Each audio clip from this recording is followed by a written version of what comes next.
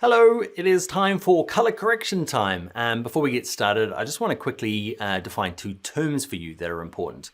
One is color correction, the other one is color grading.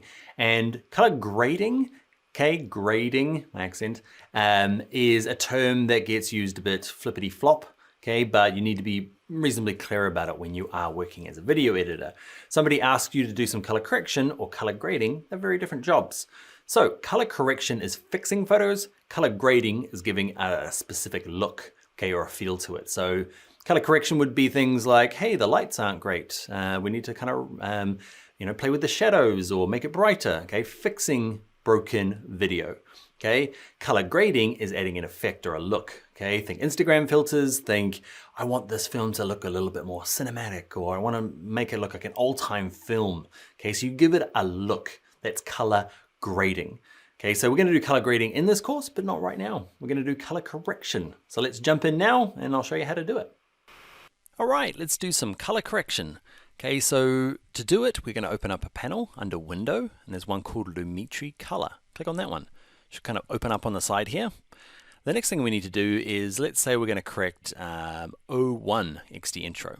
So what we need to do is put our playhead in a position that's a good general representation of the footage. Okay, and because mine's shot on a tripod and nothing's moving, it's pretty easy. You can pretty much have it anywhere in here and color correct it. But let's just say, for instance, I'm going to drag in 01 again. Okay, so you can have more than one instance of this. Okay, and what you can do, there's no point color correcting there, okay? Because color correcting my back is not a good, not a good way to color correct, because it's going to actually look different when my actual skin tones are all involved. Okay, so remember, when you're color correcting, different from Photoshop. Okay, Photoshop you just do one shot, whereas video you actually have to kind of try and guess it for this whole entire thing. So you need to find somewhere kind of in the middle. So I'm going to delete that. I'm going to scroll down, find a bit where I'm looking vaguely intelligent. And what we're going to do is we're going to select 01.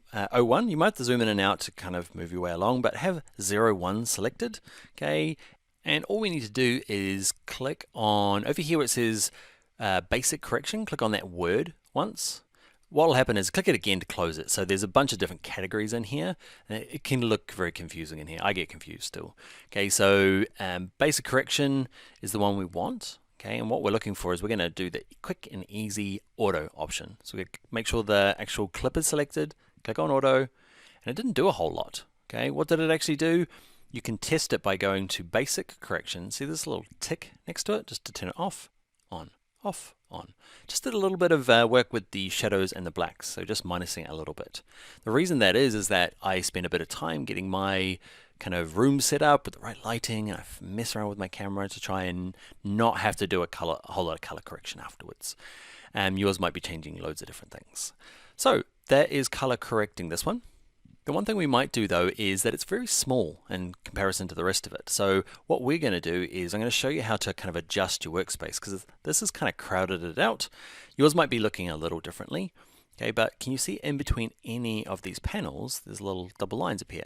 So this one here, I can kind of, between my source monitor and my program monitor, I can click, hold, and just kind of like drag it across. You can see I could just get more screen real estate, if you will. Okay, and same with the timeline. You can drag it down to get a bit more space. Drag it out this way. So you will find the happy medium for your computer screen. Okay, I've got a really big 4K LG monitor. I love it. But when I'm working on my laptop, I actually have to have a different kind of view. So drag it around to kind of something that looks nice for you. Now that that's done, I need to kind of acknowledge that this one here is not done. Nothing's been changed in this one because I had this one selected when I did it, and this one hasn't been done. So I can do the same thing, find a good middle kind of shot, and then with it selected, click auto, and it's done basically the same thing. Okay, why? Because it was all shot at the same time. Work our way along. Is there any that are different? Auto, same. It's the same. Same footage. Okay. Okay, if you've got like windows open, it's going to be different every time because you're using the light from the window to change, and there's clouds and the sun moves. Okay, so that's the auto feature, super easy. Let's look at doing it manually. Okay, so I've got this one here. I'm going to go to Edit, Copy. I'm going to scrub along a little bit using the middle of the little rubber band thing. Bring my CTI along here. It's wherever this playhead ends up being is where it's going to paste. Okay, so if you leave it behind, even though you've scrubbed along, it's going to paste wherever this thing is. So we're going to go to Edit, Paste. I'm going to use the shortcuts from now on. So that's Command V for a Mac and Control V for a PC. So I'm going to use those shortcuts from now on, pretty common. So I've got this one, okay, which has been auto-corrected. I'm going to duplicate it again. So I'm going to put one just next to it, and I'm going to go to Edit, Paste. I'm going to use a shortcut. Look at that. I'm doing down here just to kind of show you kind of a different ways of working. So you do the same. Have two versions. This first version has been done with auto. The second version here, okay, we are going to let's go to Reset. Okay, so I've got the second option selected, reset it, so it's back to normal. And what I'm going to do is show you how I manually correct. So I find weirdly that working from this tone, okay, this is where you start in tone and you start at the bottom up. I find it gives you a more, it works more, I find that's the best order to work in. Working from exposure down I find is quite tough. But working up, doesn't matter, there's no right or wrong. But basically all you're doing is dragging it back and forth. So I've got that selected, grab blacks, drag it left, right, and don't be afraid to give it a good drag. You know, people in my class are like, ooh, just go up a little bit, and just go down a little bit, just go forward and back. You can always go back to 0. Okay, and all I'm doing is, I'm not even looking where the slider is.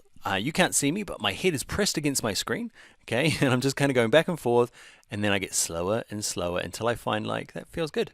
So when I'm dragging it, it's blurry. It's because I've turned my quality down to quarter earlier on, because while it's static, it tries to go to full resolution. It's only when it's either playing or you're manipulating it, it goes down to the quarter. I'm going to be probably for the rest of this course, go back to full, because my laptop's pretty good. You might have to toggle between half and a quarter the whole way through this whole course, just to get the best out of your laptop. Okay, so I'm going to go to full. I'm going to drag it back and forth, close to the screen. Here we go. That feels nice to me.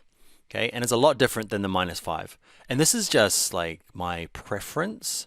Okay, same with the weights. I'm going to go up and down. I'm not caring where it is. I'm just kind of going back and forth and to there. So it's up a little bit.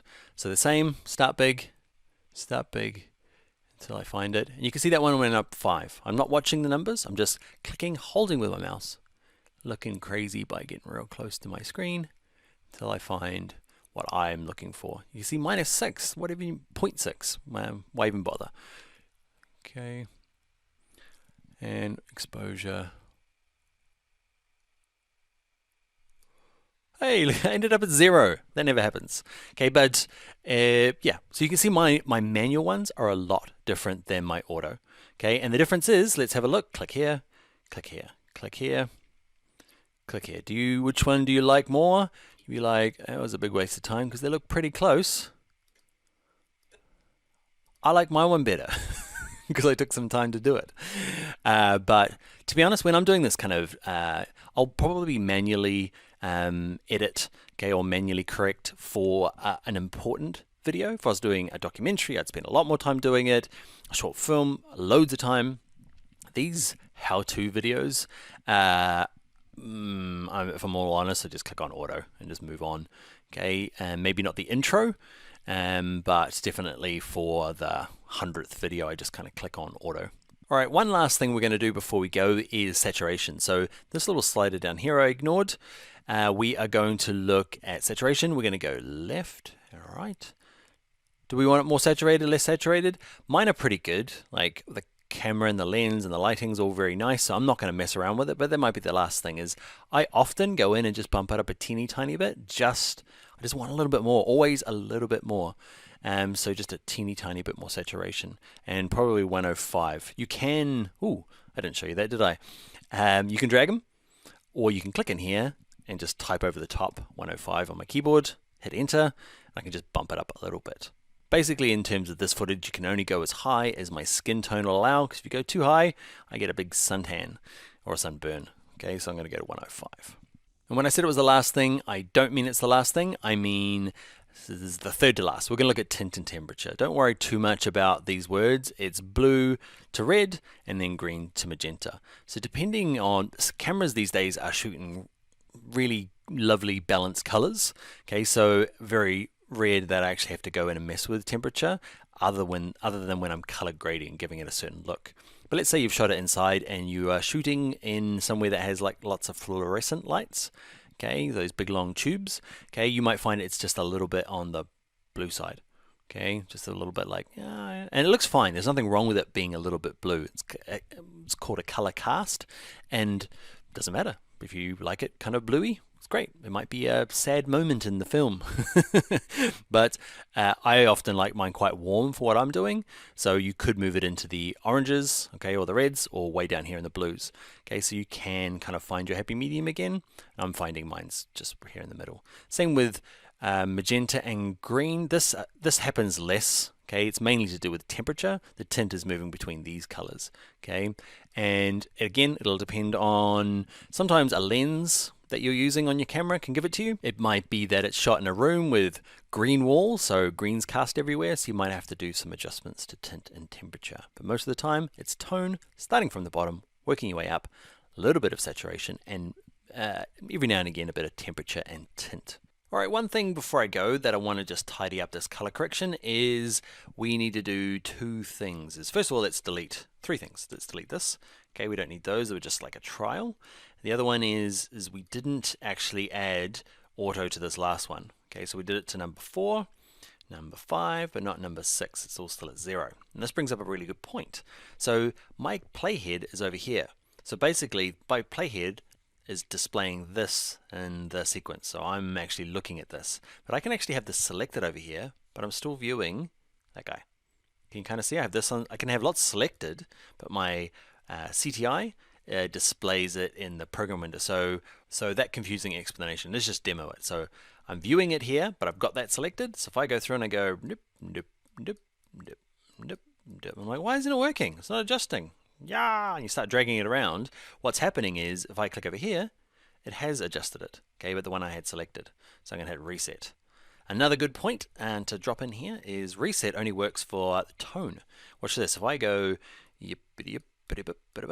okay, add your own sound effects, okay, and I hit reset, it resets all of this, but not these guys. So 0 and 0, or just drag them close enough to it. Alright, so we're back to this. We're going to click auto. Lovely. Alright, now that is it for color correction for the moment. We'll do a bit more hardcore stuff later in the course, but for the moment, you are color correction good enough. Let's carry on to the next video.